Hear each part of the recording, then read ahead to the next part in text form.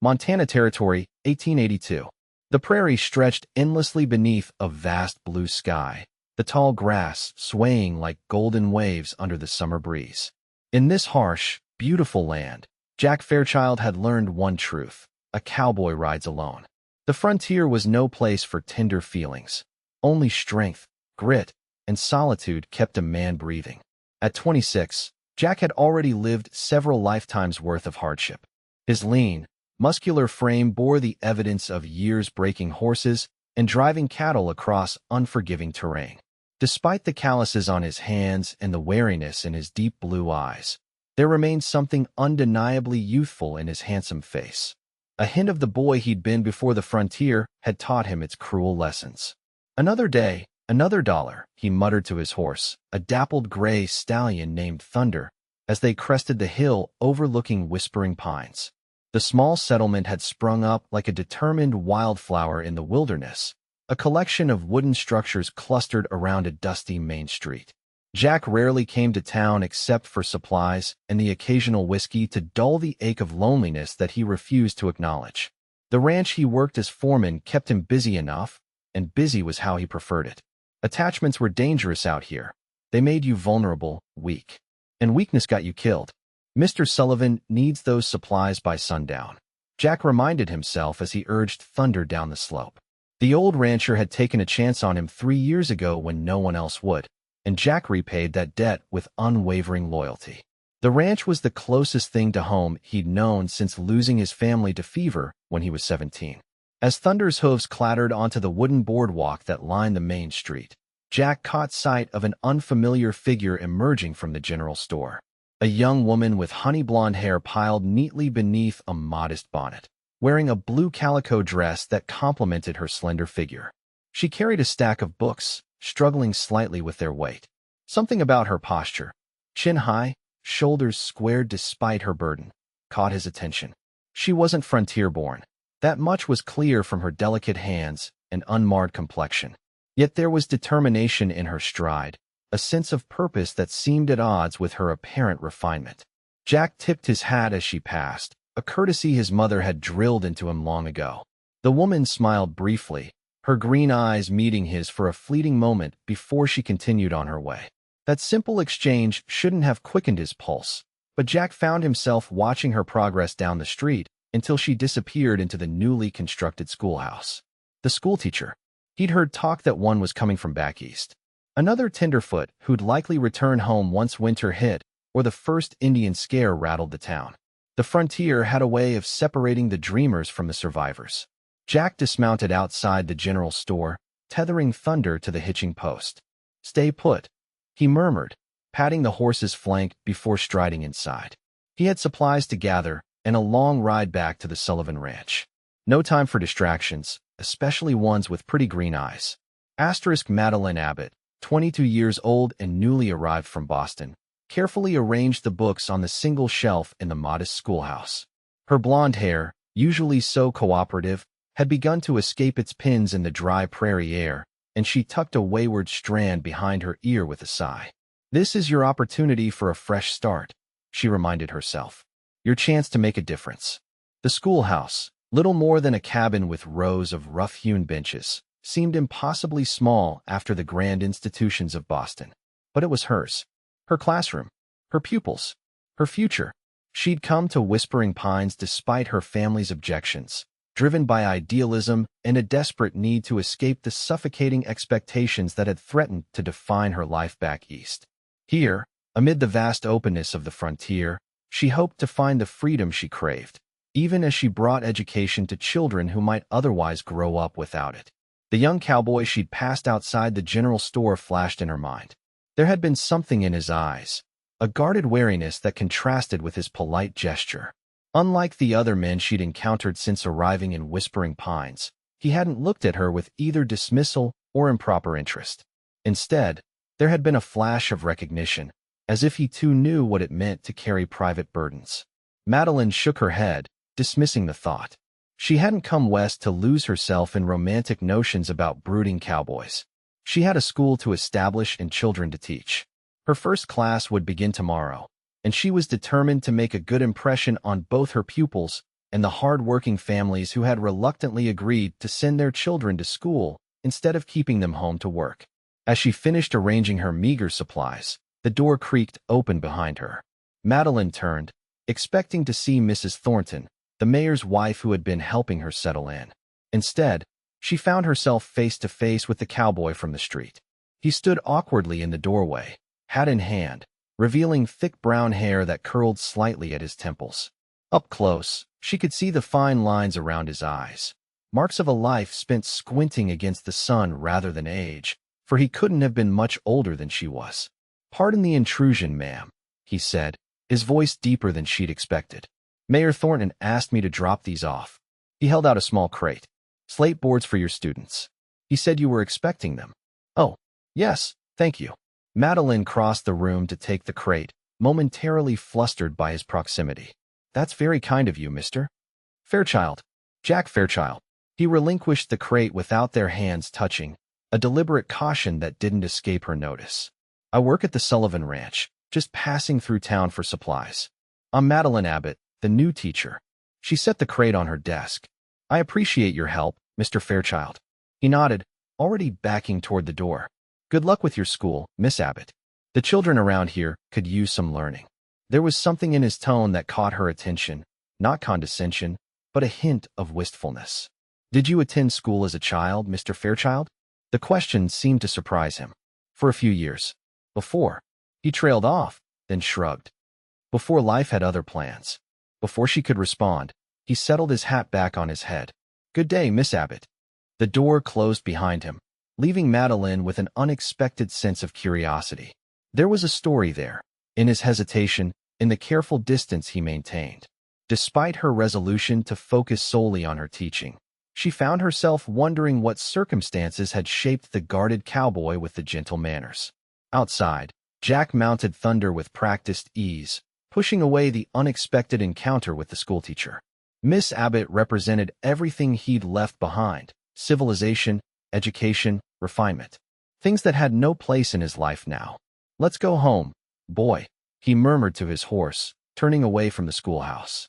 He had miles to ride before sunset, and dwelling on green-eyed schoolteachers wouldn't get him there any faster.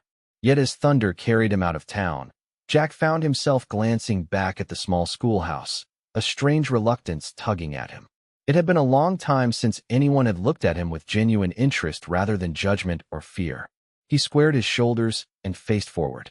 The frontier had taught him that survival meant keeping to himself. Letting anyone close was a risk he couldn't afford to take again, no matter how intriguing their smile or how kind their eyes. 2 weeks later, Madeline stood before her class of 12 students, ranging from 6 to 16 years old. Despite their initial skepticism, they had begun to warm to her lessons, particularly when she incorporated stories of far-off places and natural wonders into their reading exercises. "Miss Abbott." 6-year-old Sarah Davenport raised her hand. "Is it true that there's water so big you can't see the other side?" Madeline smiled. "Yes, Sarah. The ocean stretches as far as the eye can see, with waves taller than this schoolhouse during storms." "Taller than Mr. Fairchild on his horse?" asked Bobby Miller, the blacksmith's son. The mention of Jack Fairchild caught Madeline by surprise. She hadn't seen the cowboy since their brief encounter, though she'd found herself scanning the street for him whenever she ventured into town. "I imagine so, Bobby. Have you met Mr. Fairchild?" The boy nodded enthusiastically. "He saved my pa's prize stallion when it got snake-bit last summer. Pa says he's the best horseman in the territory, even if he keeps to himself something fierce." "That's enough gossip," Madeline gently redirected. "Now, who can tell me the capital of Montana Territory?" As the lesson continued, Madeline couldn't help but wonder about the enigmatic cowboy who seemed to have earned the respect of the townspeople despite his apparent solitude. Each snippet of information she gleaned, always indirectly, for she was careful never to ask directly, painted the picture of a man who was competent, honorable, and intentionally isolated. The school day ended with a geography lesson that left the children chattering excitedly about distant lands. As they gathered their things to leave, an unexpected commotion outside drew Madeline to the window. A wagon had overturned at the edge of town, spilling its contents across the road. A woman was crying out, pointing frantically beneath the wagon where, With a chill of horror, Madeline spotted two small legs. "Children, stay here," she commanded, lifting her skirts to run outside. By the time she reached the scene, a small crowd had gathered. The woman, whom Madeline recognized as Mrs. Peterson, mother to one of her students, was hysterical. "My Timmy, get him out. Please, someone." The wagon had settled at a precarious angle, its weight resting partially on the soft shoulder of the road. Any attempt to lift it risked shifting it further onto the trapped child. "Stand back." A commanding voice cut through the chaos as Jack Fairchild dismounted from his horse in a fluid motion. He assessed the situation with a quick glance, then dropped to his knees to peer beneath the wagon. "Timmy, can you hear me?" he called. A frightened whimper answered him. "I'm going to get you out, but you need to stay very still. Can you do that for me, partner?" Another whimper, followed by a small, "Yes, sir." Jack stood, quickly removing his leather vest. "I need rope, sturdy planks, and strong backs," he directed the gathering crowd. "And someone calm that horse before it shifts the wagon." The authority in his voice galvanized the onlookers into action. Men hurried to fetch the requested items, while others moved to steady the nervous horse still hitched to the wagon. Madeline stepped forward. "How can I help?" Jack's gaze flickered to her, surprise registering briefly before he nodded toward Mrs. Peterson. "Keep her back and calm if you can. The boy needs to stay still, and her distress isn't helping." Understanding the wisdom of his request, Madeline immediately went to the distraught mother, putting an arm around her shoulders and speaking in soothing tones. "Mr. Fairchild knows what he's doing," she assured Mrs. Peterson. "Timmy will be all right." With methodical efficiency, Jack directed the rescue operation. Using the rope and planks, they created a system to brace the wagon while gradually lifting it just enough for Jack to slide beneath and reach the boy. Madeline held her breath as Jack disappeared under the wagon. Tense moments passed before his voice called out, "I've got him." "Steady now." Carefully, Jack emerged backward, pulling the frightened child with him. The moment they cleared the wagon, Madeline released Mrs. Peterson, who rushed forward to embrace her son. Jack stood, dusty and disheveled, watching the reunion with an unreadable expression. When the grateful mother turned to thank him, he simply nodded, already stepping back from the emotional scene. "You saved my boy," Mrs. Peterson sobbed. "How can I ever repay you?" "No need, ma'am." Jack retrieved his vest from where he'd tossed it. Anyone would have done the same. But Madeline, observing the respect in the eyes of the gathered townspeople, knew that wasn't true. Not everyone would have known what to do, or acted with such calm authority in a crisis. As the crowd began to disperse, Jack turned to leave. On impulse, Madeline followed him to where Thunder waited patiently. "Mr. Fairchild," she called. He paused, one hand on his saddle. "Miss Abbott, that was remarkable, what you did." She stopped a respectful distance away. "You knew exactly how to handle the situation." A shadow of discomfort crossed his face. "Just experience, ma'am. When you've seen enough accidents on the trail, you learn what works." "Experience guided by compassion," she corrected gently. Not everyone would have risked themselves for someone else's child. His eyes met hers, and for a moment, the carefully maintained barrier seemed to thin. "A child deserves a chance at life, Miss Abbott. Simple as that." Something in his words, a hint of old pain, caught her attention. Before she could respond, he smoothly mounted Thunder. "Your students will be waiting," he said, nodding toward the schoolhouse where several children watched from the window. Madeline stepped back. "Of course. Thank you again, Mr. Fairchild." He touched the brim of his hat in that courtly gesture she was coming to associate with him, then turned his horse and rode away. But this time, she noticed, he glanced back once before disappearing around the bend. Jack's attempts to forget the schoolteacher with the perceptive green eyes proved futile. In the week following the wagon accident, he found himself inventing reasons to ride into Whispering Pines, supplies that could have waited, messages that could have been delivered by anyone. Each time, he caught glimpses of Miss Abbott, Madeline, moving purposefully through town, often surrounded by adoring students or deep in conversation with townspeople who had initially viewed her arrival with suspicion. She had a gift for drawing people in, breaking down their reservations with genuine interest and warmth. It was a gift Jack both admired and feared. His own reservations were built on the hard lessons of frontier life. Trust made you vulnerable. Attachment led to devastation when, inevitably, The person you cared for was taken by disease, violence, or the harsh demands of survival. He'd learned that lesson watching his parents succumb to fever, and again when his best friend was killed in a range war 3 years ago. Alone was safer. Alone meant no one else could be hurt because of him, and he couldn't be hurt by another loss. Yet something about Madeline Abbott challenged that belief. The way she faced frontier challenges with determined optimism instead of fear. The respect she showed to every person, regardless of their standing. The courage it must have taken to leave civilization behind for this untamed territory. On the fourth such unnecessary trip to town, Jack found himself outside the schoolhouse after classes had ended. Thunder seemed to make the decision for him, walking directly to the hitching post as if they had planned this all along. "This is foolish," Jack muttered to himself, but he dismounted anyway. The door stood open to catch the late afternoon breeze. Inside, Madeline sat at her desk, bent over papers, a single ray of sunlight illuminating the golden highlights in her hair. She looked up at his footsteps, surprise and pleasure brightening her face. "Mr. Fairchild, what a nice surprise." Jack removed his hat, suddenly acutely aware of the dust on his clothes and the stubble on his jaw. "Miss Abbott, I was passing through and thought I'd check if you needed anything for the school." It sounded hollow even to his own ears, but Madeline graciously accepted the pretense. "How thoughtful of you." She set aside her papers. "Actually, I've been hoping to expand our small library. The children are progressing so quickly through their readers." Relief at having a legitimate reason to be there washed over Jack.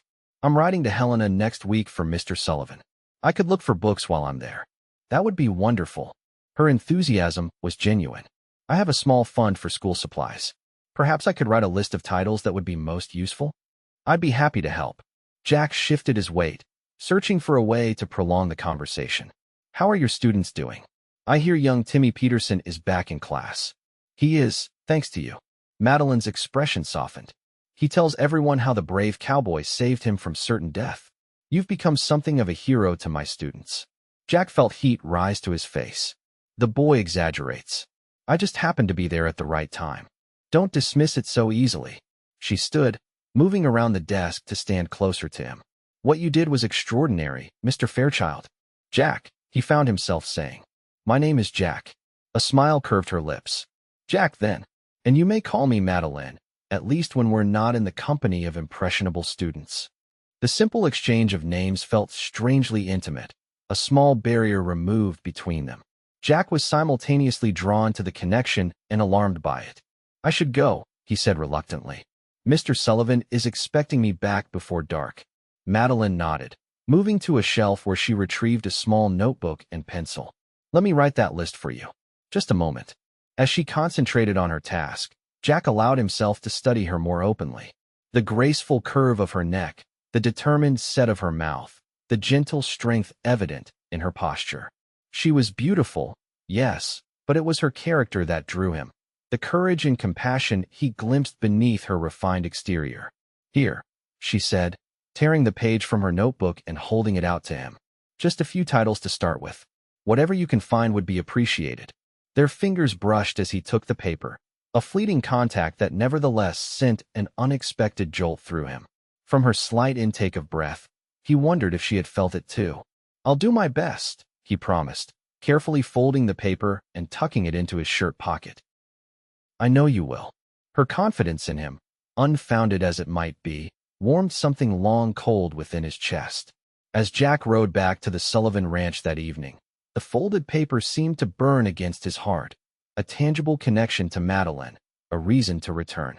It was dangerous, this growing attachment, but for the first time in years, the danger didn't send him retreating into isolation. Instead, he found himself planning his trip to Helena with anticipation rather than the usual resignation. Perhaps, a treacherous voice whispered in his mind, the frontier didn't have to mean facing everything alone. Autumn painted the prairie in russet and gold as September gave way to October. Madeline found herself scanning the horizon for a familiar silhouette more often than she cared to admit. Jack had been gone nearly 2 weeks on his trip to Helena, longer than expected. "Miss Abbott, will Mr. Fairchild bring books with cowboys in them?" Tommy Wilson asked during their reading hour. The innocent question brought smiles from the other children, who had noticed their teacher's interest in the Sullivan Ranch foreman. Their teasing was gentle but perceptive. "Mr. Fairchild will bring whatever books he finds that match our list," Madeline replied evenly, though she couldn't prevent the slight color that rose to her cheeks. In truth, she had begun to worry. The Montana Territory could be dangerous, especially for a man traveling alone.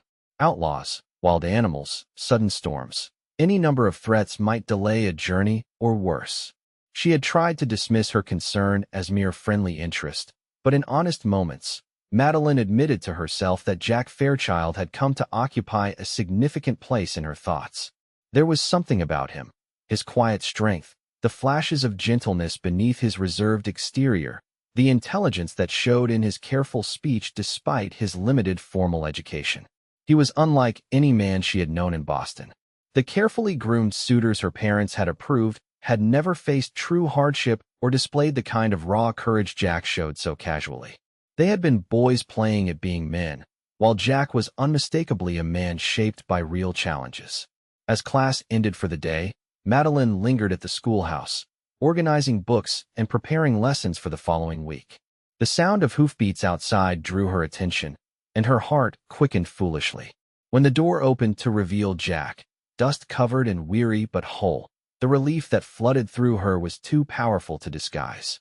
"Jack, you're back," he smiled, the rare expression transforming his face. "With your books, as promised." He set a wooden crate on her desk. "I apologize for the delay. There was trouble on the trail back, a band of outlaws causing problems near the Elk River crossing. The territorial marshal asked for volunteers to help track them." Concern replaced her relief. "Were you hurt?"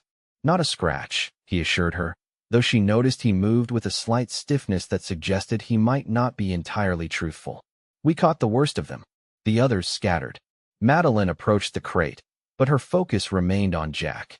Up close, she could see the exhaustion in his eyes, the new lines of strain around his mouth.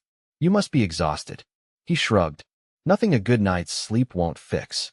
"At least sit for a moment," she insisted, gesturing to a chair beside her desk. "I want to hear about your journey." To her surprise, he acquiesced without argument, sinking into the chair with poorly concealed relief. "Helena is growing faster than I expected," he began, describing the territorial capital's development since his last visit. As he spoke, Madeline examined the books he'd brought, more than she had requested, and of better quality. The expense must have been considerable. "Jack," she interrupted gently, "these must have cost far more than the funds I gave you." He looked momentarily uncomfortable. The bookseller was willing to negotiate a fair price. She suspected that negotiation had involved Jack paying the difference himself, but she didn't press the issue. Instead, she asked about his journey, drawing out stories of the magnificent landscapes he'd traversed and the people he'd encountered along the way. As twilight deepened outside, Madeline realized they had been talking for over an hour. Jack seemed to notice at the same moment, straightening in his chair. "I've kept you too long," he said, rising. "You must have other obligations." "None that couldn't wait for a friend's safe return," she replied honestly.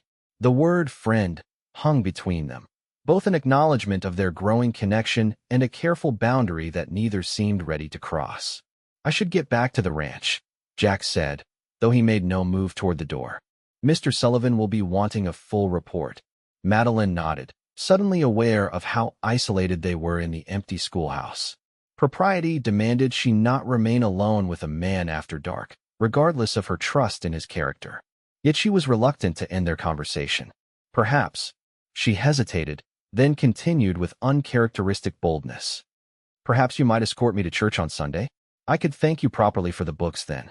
Something flickered in his eyes, pleasure warring with caution. "I haven't attended services in a long while, Miss Abbott." "Then it's high time you returned," she said lightly. "Unless you have objections to organized religion?" "No objections," he assured her. "Just out of the habit." "Then I'll expect you at 10 o'clock. She smiled, pleased when he didn't refuse.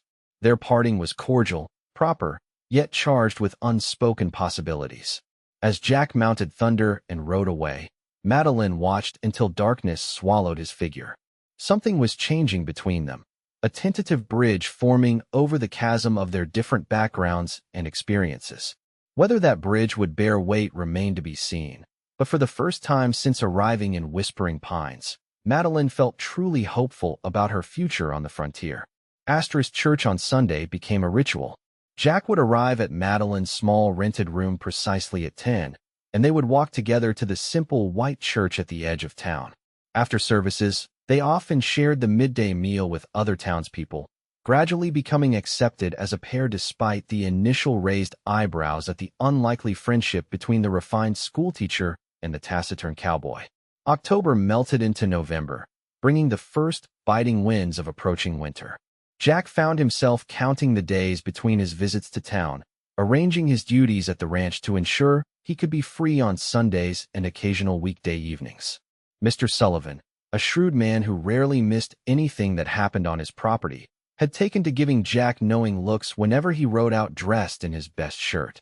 "That schoolmarm's good for you," the rancher commented one evening as Jack prepared to leave for town. "Haven't seen you this alive since you first came here." Jack had no response to that observation, partly because he couldn't deny it. Madeline's presence in his life had awakened something he'd deliberately buried years ago: hope. Hope that the future might hold more than just survival. That connection didn't always end in loss. Still, caution tempered his growing feelings. He knew his place in the world, and it was far removed from the society that had produced someone like Madeline Abbott. Sooner or later, she would recognize that truth and return east to the civilization and comfort she deserved. Until then, he would savor each moment while guarding his heart against the inevitable. On this particular evening, Jack had promised to escort Madeline to the town's harvest festival. As he approached her lodgings, he spotted her waiting on the small porch, wrapped in a blue woolen cloak that matched her eyes. Her cheeks were pink from the cold, her breath visible in the crisp air. "You'll freeze out here," he chided gently as he dismounted. "You should have waited inside. And miss watching you ride in," she teased. "Never. Besides, I'm a hardy frontier woman now, not some delicate eastern flower." Despite her brave words, Jack noticed she was shivering slightly. Without thinking, he removed his heavy sheepskin coat and draped it around her shoulders. "Jack, you'll be cold," she protested. "I'm used to it." The truth was, he barely felt the cold with her looking up at him like that, her eyes warm with affection. The festival was held in the newly constructed town hall, a simple but sturdy building that served multiple purposes for the growing community. Inside, lanterns cast a golden glow over trestle tables laden with food, while at one end, local musicians tuned their instruments for dancing later in the evening.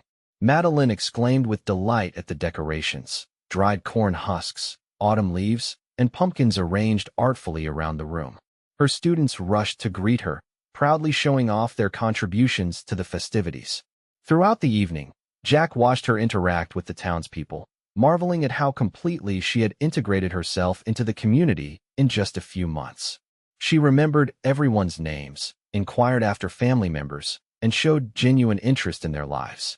Even the most skeptical of the frontier families had warmed to her, recognizing the sincere heart beneath her Eastern education. As the music began and couples took to the floor for dancing, Jack hesitated. He knew the basic steps. His mother had insisted on teaching him long ago, but it had been years since he'd had occasion to use that knowledge. Madeline seemed to sense his reluctance. "We don't have to dance if you'd rather not," she said quietly.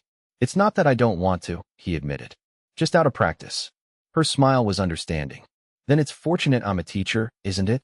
I'm quite skilled at guiding those who need a little help."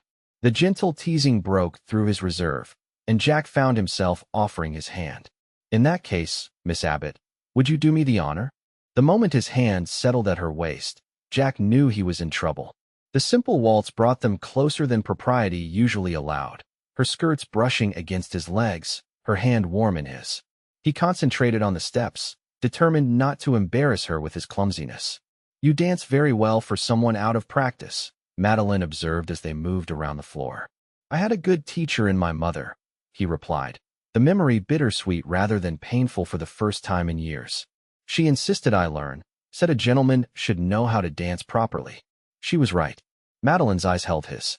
"What else did she teach you?" The question opened a door Jack usually kept firmly closed, the door to his past, to the family he'd lost, and the life he might have led. Yet with Madeline, the words came more easily than expected. "She taught me to read and write when we couldn't get to school." to treat everyone with respect regardless of their station, to see beauty in wild places. He paused, then added softly, and to be honest, always, even when the truth is difficult. She raised a good man, Madeline said with quiet conviction. The music ended before Jack could respond, saving him from having to find words for the emotions tightening his throat. As they stepped apart, the crowd's attention shifted to Mayor Thornton, who called for silence to make announcements. First, I want to thank everyone who contributed to this fine harvest celebration, the mayor began. Especially our hard-working farm families who've brought in another successful crop despite the challenges of this year. Polite applause followed, with nods to the farmers present. I also have news from the territorial capital, Thornton continued. The railroad survey is complete, and I'm pleased to announce that the new line will pass just 3 miles north of Whispering Pines. This announcement was met with enthusiastic cheers. A railroad connection meant economic opportunity, easier access to supplies, and a link to the wider world. Construction will begin in the spring, with completion expected by next fall, the mayor added. This means opportunities for work, growth for our town, and prosperity for all. As the celebration resumed with renewed energy, Jack found himself troubled by the news that had so delighted everyone else. The railroad would indeed bring prosperity, and more settlers, more development, more of the civilization he had deliberately left behind. It would also make travel back east significantly easier and more comfortable. Isn't it wonderful? Madeline said, her eyes bright with excitement. Just think of the books and supplies we'll be able to get for the school. And the children will have opportunities beyond farming and ranching if they choose. It'll change everything. Jack agreed, careful to keep his tone neutral. Madeline's perceptiveness, however, missed nothing. You don't sound pleased. He hesitated, then decided to honor his mother's teaching about honesty. The frontier is changing, Madeline. Some changes are for the better, but others. The open range, the freedom, the wild beauty, they're disappearing bit by bit. The railroad will speed that process. Progress always comes with loss, she acknowledged, surprising him with her understanding. But it also brings gains. Medicines that save lives. Knowledge that expands minds. Connections between people who would otherwise never meet. Her hand found his, a brief, reassuring touch. The beauty you love isn't going to vanish overnight, Jack. And some things worth preserving can adapt to change rather than being destroyed by it. Her wisdom struck him deeply. Was it possible to embrace the future without abandoning everything he valued about his way of life? Could the best elements of the frontier, its self-reliance, its raw honesty, its sense of freedom, survive even as the physical landscape changed? Before he could pursue that thought, commotion erupted near the entrance. A man burst through the doors, disheveled and breathing hard. Fire, he shouted. Fire at the schoolhouse. The schoolhouse was engulfed in flames by the time they reached it. A bucket brigade had already formed, but the fire had too strong a hold on the wooden structure. All they could do was prevent it from spreading to neighboring buildings. Madeline stood frozen, watching her classroom, her books, materials, and months of work disappear into the roaring inferno. Jack's arm around her shoulders was the only thing keeping her upright as shock washed through her system. All those books, she whispered. The children's work. Everything. I'm sorry, Madeline. His voice was rough with shared pain. So damn sorry. Sheriff Mills approached, his face grim in the firelight. Miss Abbott, I need to ask, was there anything of value in there? Anything that might have been targeted? The implication took a moment to penetrate her shock. Targeted?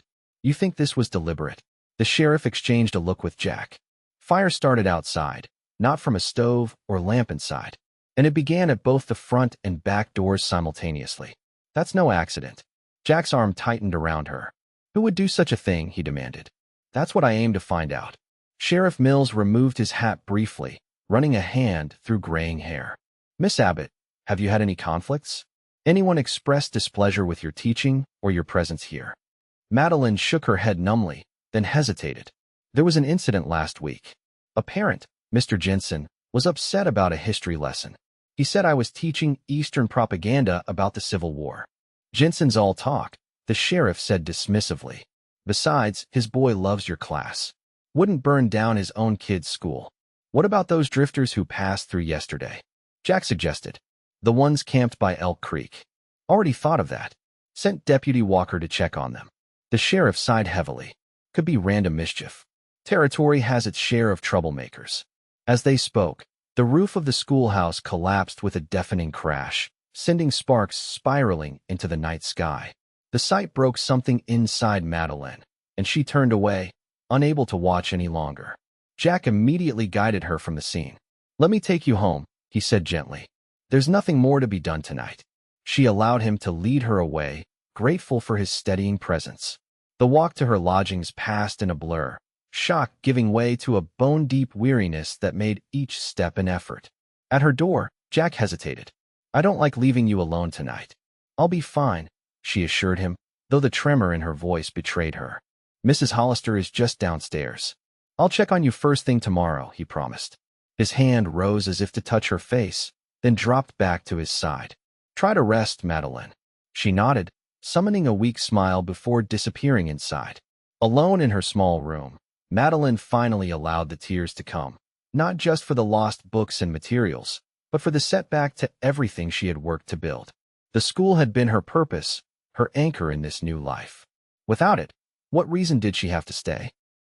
The thought of leaving Whispering Pines, of leaving Jack, sent a fresh wave of grief through her. In just a few months, this frontier town and its people had wound themselves around her heart in ways she hadn't anticipated. Especially the quiet cowboy whose rare smiles had become precious to her. When had professional dedication and friendly interest transformed into something deeper? She couldn't pinpoint the moment, but there was no denying the truth now. She had fallen in love with Jack Fairchild, with his integrity, his hidden gentleness, his unwavering strength. A love that seemed doomed before it could even fully bloom. Without the school, her purpose in Whispering Pines vanished. And Jack was bound to this territory, to the open spaces and wild beauty he cherished.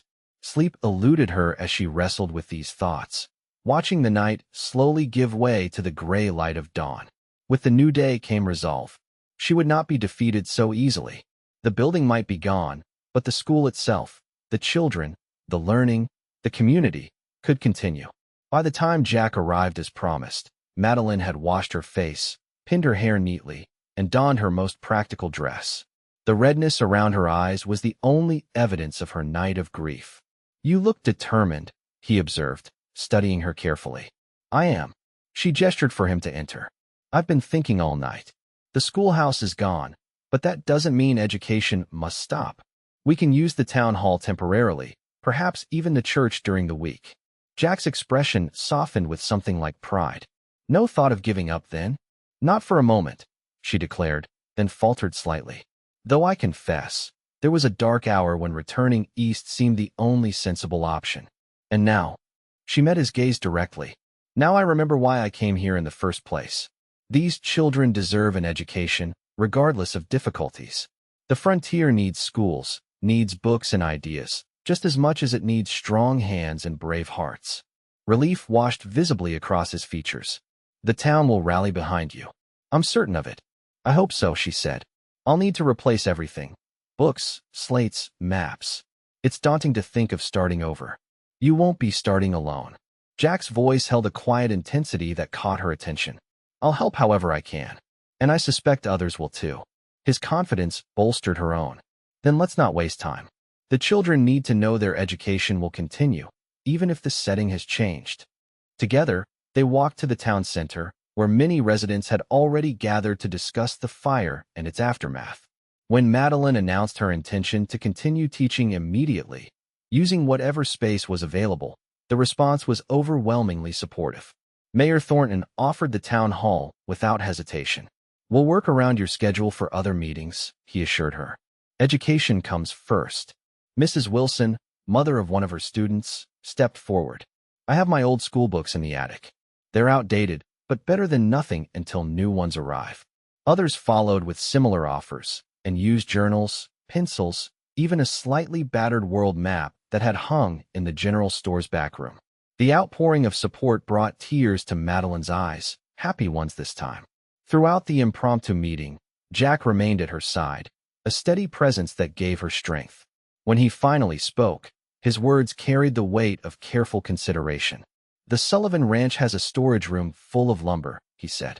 "Mr. Sullivan was planning to expand the bunkhouse come spring, but I believe he'd agree the schoolhouse takes priority. With winter coming on, we should rebuild as quickly as possible." This practical suggestion was met with enthusiastic agreement.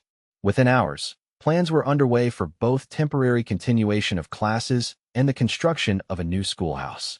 The frontier community, faced with adversity, had responded with characteristic resilience and generosity. As the meeting dispersed, Jack drew Madeline aside. "I need to ride back to the ranch to speak with Mr. Sullivan about the lumber.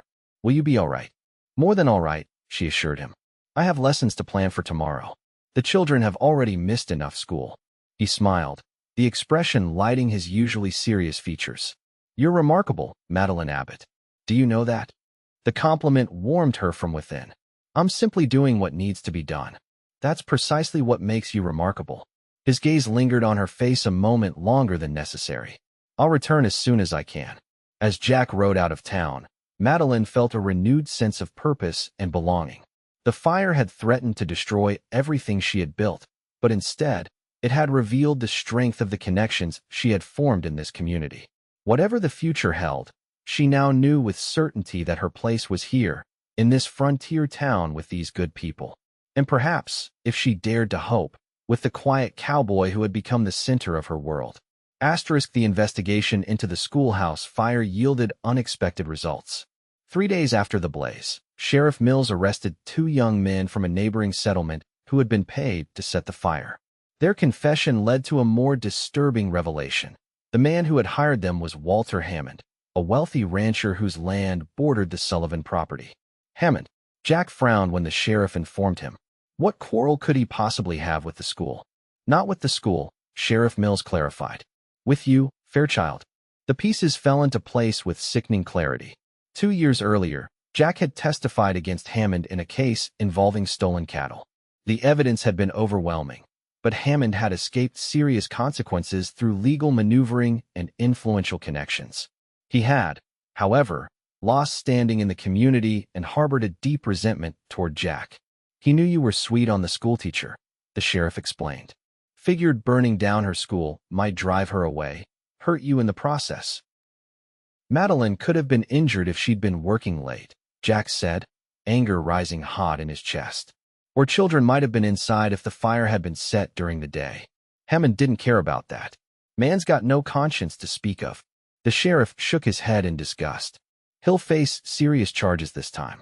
Arson's no minor offense." The news should have provided relief, but it left Jack deeply unsettled. His past, his testimony, his role in Hammond's downfall, had endangered Madeline and her work. It confirmed his long-held belief that attachment brought risk, that his presence in someone's life could bring harm rather than protection.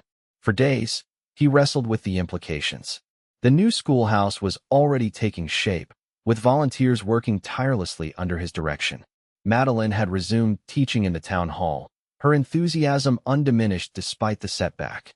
Each time their paths crossed, her smile weakened his resolve to do what he increasingly believed was necessary. A week after Hammond's arrest, Jack finally gathered his courage and asked Madeline to walk with him after her classes ended. They strolled to the edge of town, where the prairie stretched toward distant mountains now capped with early snow. "The schoolhouse will be ready before Christmas," he said, breaking a lengthy silence. "Mr. Sullivan donated additional materials for a proper bell tower. Everyone has been so generous." Madeline glanced at him, concern evident in her expression. "Jack, what's troubling you? You've been distant these past days." There was no gentle way to say what needed to be said. "The fire was meant to hurt you because of your association with me." Understanding dawned in her eyes. "Because of your testimony against Hammond," the sheriff explained. "Then you understand why we can't." He stopped, struggling to find the right words. "Why it might be better if we weren't seen together so frequently." Madeline halted abruptly. "Are you suggesting we end our friendship because a vindictive man tried to use me to hurt you?" "I'm suggesting that my past, my choices, put you in danger," Jack said, the words tasting bitter. "Hammond won't be the last. The territory is full of men with grudges, and I've made my share of enemies doing what I thought was right." "So your solution is isolation? Pushing away anyone who might care about you?" Her voice rose slightly. That's not protection, Jack. That's fear. The accusation struck home with painful accuracy. Maybe it is fear, he acknowledged. Fear of seeing someone else I care about hurt because of me. Someone else? She repeated softly. Jack looked away, gazing at the horizon rather than her searching eyes. My best friend, Daniel, was killed in a range dispute 3 years ago. We were outnumbered, surrounded. I was pinned down, couldn't reach him in time. The confession, never before spoken aloud, hung in the cold air between them. Oh, Jack. Madeline stepped closer, her hand reaching for his. I'm so sorry for your loss. Truly. But that wasn't your fault. Wasn't it? He finally met her gaze. I convinced him to stand up to the land grabbers. It was my fight, my principles. His choice to stand with you, she corrected gently. Just as it's my choice to remain in Whispering Pines, to rebuild the school, to care for you despite any risks that might entail. The implication in her words, the depth of feeling they revealed, caught him off guard. Madeline, I'm not worth that risk. That's not for you to decide. Her chin lifted in the stubborn gesture he had come to adore. I determine what risks are worth taking in my own life. And I believe some connections are worth any risk. A gust of wind swept across the prairie, carrying the scent of snow. Jack shivered, not from cold, but from the realization that her words had breached the carefully constructed walls around his heart. I don't want to be the reason you're hurt, he said, his voice rough with emotion. I couldn't bear it. Then don't hurt me by pushing me away. She stepped closer still, close enough that he could see the flecks of gold in her green eyes. The frontier has taught me that life offers no guarantees, Jack. Each day is precious, each connection valuable, because it might be lost. That's what I'm afraid of, he admitted. Losing you. You're already losing me by withdrawing, she said softly. Is that what you truly want? The question stripped away his last defenses. No, he whispered. God help me, no. Something shifted between them in that moment. A barrier falling, a truth acknowledged. Jack reached out tentatively, his calloused hand cradling her cheek. Madeline leaned into his touch, her eyes never leaving his. I'm not going anywhere, Jack Fairchild, she promised. Not because of Hammond, not because of the fire, not because of the past or its ghosts. I came to the frontier to find purpose and freedom. I found both in you. The confession he had been fighting for weeks finally broke free. I love you, Madeline. Have for months now, though I tried not to. Her smile was radiant. I love you too, and I'm not afraid to say it, even knowing all the uncertainties ahead. When he kissed her, it felt like coming home after a long, lonely journey. Her lips were soft beneath his, her arms winding around his neck to draw him closer. The kiss deepened, years of solitude and longing pouring into this first, precious connection. When they finally parted, breathless and flushed despite the chill air, Jack rested his forehead against hers. I don't know what the future holds, he said honestly. I'm a cowboy with little to offer beyond hard work and a faithful heart. That's all I want, Madeline assured him. That's everything. Snow began to fall as they stood together at the edge of the prairie, gentle flakes settling on their shoulders and hair. Neither moved to seek shelter, too absorbed in the miracle of found love to notice the cold. The frontier stretched before them, vast and challenging, but no longer a place of solitary survival. Together, they would face whatever came, Hammond's retribution, winter storms, the changing landscape brought by progress. Together, they would build something lasting amid the wild beauty of the territory they both had come to love. December brought heavy snows and the completion of the new schoolhouse. Larger and sturdier than its predecessor, the building stood as a testament to the community's commitment to education and its resilience in the face of adversity. The dedication ceremony took place on Christmas Eve, combining celebration of the new structure with holiday festivities. Children performed recitations and songs they had practiced diligently under Madeline's guidance, while proud parents and townspeople filled every available space. Jack stood at the back, watching Madeline in her element. She wore a forest green dress that complemented her eyes, her blonde hair arranged in an elegant knot at the nape of her neck. As she thanked the community for their support, her gaze found his across the crowded room, a private smile curving her lips before she continued her speech. These past weeks had been the happiest of Jack's life, despite Hammond's looming threat and the bitter winter weather that made ranch work doubly challenging. Each moment with Madeline felt like a gift he had never expected to receive. Her laughter, her passionate discussions about books and ideas, her unwavering belief in his worth. After the ceremony, as families dispersed to their homes for Christmas Eve celebrations, Jack approached Madeline with a small, wrapped package. A housewarming gift for the new schoolhouse, he explained, suddenly nervous. And a Christmas present for its teacher. Madeline unwrapped the package carefully, gasping when she revealed a beautifully bound copy of Wuthering Heights. She opened the cover to find an inscription in Jack's careful handwriting. To Madeline, who taught me that even the wildest heart can find its home. With all my love, Jack. It's perfect, she whispered, tracing the words with her fingertip. Thank you. There's something else, he said, his heart pounding so loudly he was certain she must hear it. From his pocket, Jack withdrew a small wooden box. Madeline's eyes widened as he dropped to one knee before her, there in the empty schoolhouse with only the Christmas decorations as witnesses. Madeline Abbott, he began, his voice steadier than he felt. You came to this frontier and changed everything. You showed me that the heart can be both wild and free, yet still belong somewhere, to someone. I know I'm not the educated, cultured man your parents might have wished for you. I've got rough edges that might never smooth completely. But if you'll have me, I swear to love you faithfully for all the days of my life. He opened the box to reveal a simple gold band set with a small, perfect diamond. Will you marry me, Madeline? Will you build a life with me under these prairie skies? Tears welled in her eyes, but her smile was radiant. Yes, she said without hesitation. 1,000 times yes. As he slid the ring onto her finger, Jack felt the last shadows of his past recede. The frontier had taught him harsh lessons about loss and survival, but Madeline had taught him something far more valuable. That true strength lay not in isolation, but in the courage to love despite uncertainty. It won't always be easy, he cautioned, rising to his feet. Hammond still has influence, and ranch life can be hard on a woman used to city comforts. Do I strike you as someone who chooses the easy path? She challenged, her eyes sparkling with tears and joy. Besides, we'll face whatever comes together. That's what matters. Jack gathered her into his arms, marveling at how perfectly she fit against him. Together, he agreed, sealing the promise with a kiss. Spring arrived with renewal, green shoots pushing through thawed earth, calves wobbling beside their mothers in the pastures, and final preparations for Jack and Madeline's wedding. The months since their engagement had brought challenges, as Jack had predicted. Hammond, though imprisoned for the arson, had friends who made their displeasure known through small acts of sabotage at the Sullivan Ranch. The winter had been harsh, isolating the town for weeks at a time, and Madeline's parents, upon learning of her engagement to a frontier cowboy, had responded with letters alternating between dismay and pleas for her return to Boston. Through it all, their commitment to each other had only deepened.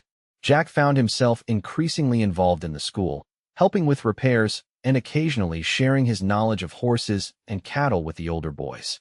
Madeline had embraced ranch life with characteristic determination, learning to ride properly and even assisting with the spring calving under Jack's patient guidance.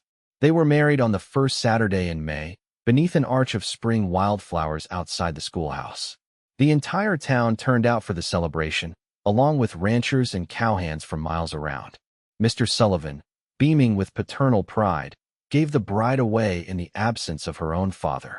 I, Jack, take you, Madeline, to be my wife, Jack vowed, his voice carrying clearly across the assembled crowd. I promise to walk beside you through all of life's seasons, to cherish your spirit, to honor your wisdom, and to love you with a faithful heart until my last breath. Madeline, radiant in a cream-colored gown with wildflowers in her hair, returned the vows with equal conviction. I, Madeline, take you, Jack, to be my husband. I promise to stand with you against every storm, to value your strength, to respect your integrity, and to love you completely through whatever the frontier may bring. As they sealed their vows with a kiss, cheers erupted from the gathering. Even the most skeptical of the old-timers had come to approve of the match between the Eastern schoolteacher and the respected ranch foreman. The celebration continued well into the evening, with music, dancing, and enough food to feed twice their number. As twilight descended, casting the prairie in shades of purple and gold, Jack led his bride away from the festivities toward the small cabin he had built for them on a corner of the Sullivan property. "Welcome home, Mrs. Fairchild," he said, lifting her over the threshold with ease. Madeline surveyed the simple but comfortable interior with evident pleasure. Jack had labored over every detail. The sturdy table and chairs, the bookshelf already filled with her favorite volumes, the cheerful curtains sewn by Mrs. Sullivan. "It's perfect," she declared, turning to face him.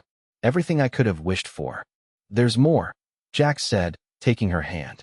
He led her outside to the rear of the cabin, where the land sloped gently toward a creek lined with cottonwoods. "Mr. Sullivan has offered us 200 acres as a wedding gift. Said it's about time I had my own spread instead of managing his." Madeline gasped. "Jack, that's incredibly generous." "He has no children of his own," Jack explained. "Thinks of me as the son he never had, I reckon." He pointed toward the creek. "We can build a proper house there eventually, when we've saved enough. The cabin will do for now." "The cabin is a palace as far as I'm concerned," Madeline assured him, leaning into his embrace. "As long as we're together." As darkness settled over the prairie, they stood wrapped in each other's arms, contemplating the future they would build together. The challenges wouldn't cease. The frontier would continue to test them with its harsh beauty and unforgiving nature. But they would face each trial as they had faced the first, side by side, drawing strength from their love and the community they had helped to strengthen. 5 years later, the railroad had indeed transformed Whispering Pines, just as predicted. What had once been a struggling settlement was now a thriving town with a proper station, 2 hotels, and businesses that served travelers and residents alike. The school had expanded to 2 rooms with a second teacher to assist Madeline, who divided her time between education and the successful horse breeding operation she and Jack had established. Their own transformation had been equally profound. Jack, once the solitary cowboy convinced that attachment meant inevitable pain, had become a respected rancher and devoted family man. The birth of their son, William, 3 years earlier had opened his heart even further, revealing depths of love he hadn't known himself capable of feeling. Madeline, the determined young woman who had ventured west seeking purpose, had found not only her calling as an educator, but also a deeper understanding of what truly mattered in life. Her elegant Eastern manners had softened, complemented now by practical frontier skills and a wisdom born of challenges faced and overcome. On this particular evening, Jack returned from town to find Madeline on the porch of their new house, the proper home they had built beside the creek 2 years earlier. She sat in a rocking chair, their son on her lap as she read to him from a picture book.